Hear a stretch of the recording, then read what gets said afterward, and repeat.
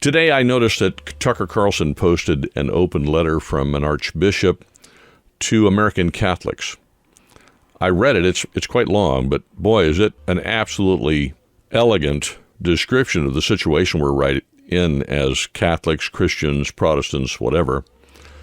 I'm also aware that a lot of people don't like to read, so I figured I would read it for you. I'll post it as it is so that you can read it, but I'll also post this audio version of it in case you don't want to read it, but you want to listen to it in your car on the way to work or on the way home or whatever, because I think you should.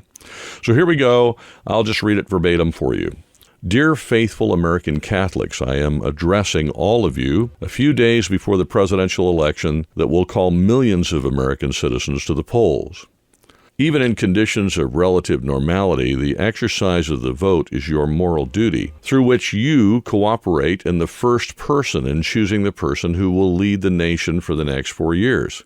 But in this coming election round, just as in 2020, and indeed much more so, you are not simply called to choose between two candidates who happen to be on different political sides, but who both, nevertheless, have the common good at heart in compliance with the Constitution and the law. No, in this election, you must choose between two radically opposed ways of conceiving the government of your nation.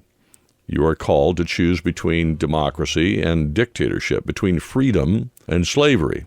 On one side, we have candidate Donald J. Trump, who, despite serious problems in his positions, especially in the matter of abortion and assisted procreation, has as his objective the common good and the protection of the fundamental freedoms of citizens.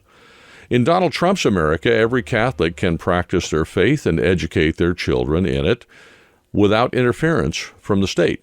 On the other side, we have a candidate and a party that promotes everything that directly opposes the faith and morals of the Catholic Church.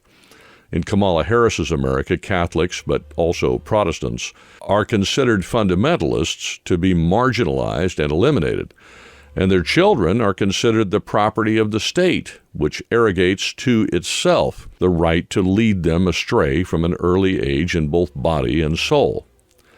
Trump's America can become great and prosperous again. Harris's America is destined for invasion and for moral, social, and economic destruction, the most ferocious dictatorship. Look at your country. Your cities have become dumps filled with derelicts and criminals, drug dealers and addicts, prostitutes and robbers. Your schools are dens of indoctrination and corruption from kindergarten onward. In your courts, criminals are acquitted and innocents are imprisoned. New ideological crimes are prosecuted while illegality is tolerated and encouraged. In your hospitals, multinational corporations rule, and you are their guinea pigs to be experimented on or made chronically ill so that you will be their perpetual clients. Farmers, ranchers, and fishermen are persecuted and forced to fail, while the land is grabbed by unscrupulous corporations who transform it into endless photovoltaic systems and wind turbines to power their data centers and server farms, where they collect all of your data, your movements, your purchases, and your political preferences. They have gone so far as to tamper with the climate by means of sophisticated geoengineering operations and devastating arson in order to make the global warming fraud credible and impose the green transition, the increase in the cost of energy, and the electric cars and scooters. And all of this is done based on evidence that consists of lies without any scientific proof, but which are propagated through the servile collaboration of the regime media, ever ready to label any dissenters as conspiracy theorists. But what until yesterday was dismissed as the result of conspiracy theories is now admitted by the government itself.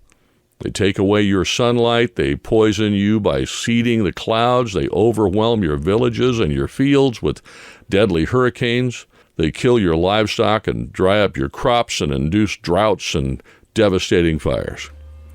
They aim to control the entire food sector to force you to eat only what they make available to you. This is what the Agenda 2030 calls for, which has been imposed without any vote by the United Nations and the World Economic Forum. In these 4 disastrous years of the Biden-Harris administration, we have had a puppet in the White House and a corrupt and incompetent vice president who has never stopped lying and deceiving voters about her past and her future. Power is managed by the criminal deep state, whose names and faces we now know. That is responsible for the destruction of your great nation. And to ensure that the crisis is endless, new war scenarios are continually opening up in conflicts that no one actually wants, except for those who make enormous profits from them, sacrificing human lives and compromising international stability. You have seen what the Democrats, that is, the woke far left, have been capable of in 4 years. Imagine what they will be able to do if, instead of Biden's numerous stand-ins, his vice president is elected in the most scandalous and unimaginable fraud, with her entourage of LGBTQ plus ministers rigorously woke, sold out to China or the World Economic Forum, sponsored by George Soros or Bill Gates, manipulated by Barack Obama and Hillary Clinton. At that point, dear American Catholics, you will not only have to go to a different rally, as Kamala would like, in order to say Christ is the Lord, because saying that will be considered hate speech and praying in front of an abortion clinic an act of terrorism. Do not think that these are remote hypotheses. Wherever the woke left takes power, it establishes the most vicious, anti-human, and anti-Christian dictatorship that humanity has ever known. And we know that every time the left has come to power, it has never left through democratic means. Donald Trump and Kamala Harris. We are not talking about 2 visions that are a bit different, but still part of the normal political back and forth. No, we are talking about 2 diametrically opposed and irreconcilable worlds, in which Trump fights against the deep state and is committed to freeing America from its tentacled grip, while on the opposite side we have a corrupt and blackmailed candidate, an organic part of the deep state, who acts as a puppet in the hands of warmongers like Barack Obama and Hillary Clinton, of self-proclaimed philanthropists, quote-unquote, like the criminal George Soros and Klaus Schwab, or of characters like Jeffrey Epstein and Sean Combs. Their program is that of the global left, the World Economic Forum, the Rockefeller Foundation, and the Bill and Melinda Gates Foundation, and ultimately the program of Vanguard, BlackRock, and State Street. Their agenda is dictated by the financial oligarchy that controls humanity to the detriment of the people, an elite that operates not only in the United States, but also in Canada, Australia, Europe, and wherever politics is held hostage by their investment funds and their pseudo-humanitarian organizations dedicated to the obliteration of Western civilization. Behind these people, by now we should know this, are people devoted to evil, united by the satanic hatred against our Lord Jesus Christ and those who believe in him, mainly against the Catholic faithful. We want Christ to reign, and we proclaim it with pride. Christ is King. They want the Antichrist to reign, whose tyranny is made of chaos, war, disease, famine, and death. And the more emergencies and crises planned and created by the globalist elite increase, the more that elite has a pretext to impose new limitations, new restrictions of fundamental rights, and new social controls. Joe Biden, the current president, is a servant of this subversive elite and widely blackmailable for the scandals and crimes committed by himself personally and also by his family, beginning with his son Hunter. His vice president, Kamala Harris, is equally subservient to the same deep state. And the Democratic Party, to which they both belong, is the expression of the woke ideology that plagues all the parties of the global left. Candidate Donald J. Trump, while certainly taking some serious critical positions that a Catholic cannot agree with, represents for us, dear American faithful, in this specific historical moment, the only possible choice to counter the global coup that the woke left is about to implement definitively, irreparably, and with incalculable damage for future generations. Voting for Donald Trump means firmly distancing ourselves from an anti-Catholic, anti-Christian, and anti-human vision of society. It means stopping those who want to create a hellish dystopia that is even worse than the one announced by George Orwell.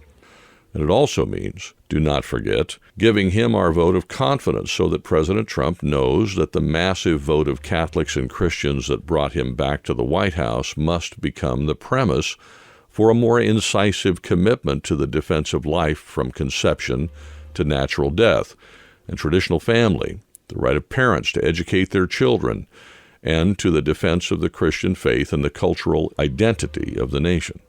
I repeat, the choice is between a conservative president who is paying with his very life for his fight against the deep state and an infernal monster who obeys Satan. For a Catholic, there can be no question. Voting for Kamala Harris is morally inadmissible and constitutes a very grave sin. Nor is it morally possible to abstain, because in this war, declaring oneself neutral means allying oneself with the enemy. People around the world are beginning to understand the threat that looms over them and their children's future, and you Americans have understood it too. But even if this time it will be more difficult for the deep state to repeat the fraud of 2020, you must not think that it will resign itself to defeat so easily. Let us therefore prepare to prevent possible attacks and civil war scenarios from being used to impose martial law and new restrictions after the attempts on his life from which President Trump providentially escaped. But let us not forget, dear faithful, that human energies alone are powerless in the face of this infernal display of forces. We proclaim that Christ is King. This means that our Lord must return to reign. And the first way to make him reign is by obeying his holy law and living in his grace. Let Christ reign in your hearts, in your families, in your communities, and throughout the entire United States of America. This is the only way to peace, harmony, and prosperity for your nation. Think of how many of you Catholics there are in the United States. Vote without hesitation and pray that our Lord will enlighten American citizens in making their choice and grant victory to those who, at least, have no problem proclaiming that Christ is Lord. May God bless you all, and may the Virgin of Guadalupe, she who is the patroness of the United States and all the Americas, and Saint Michael the Archangel protect you.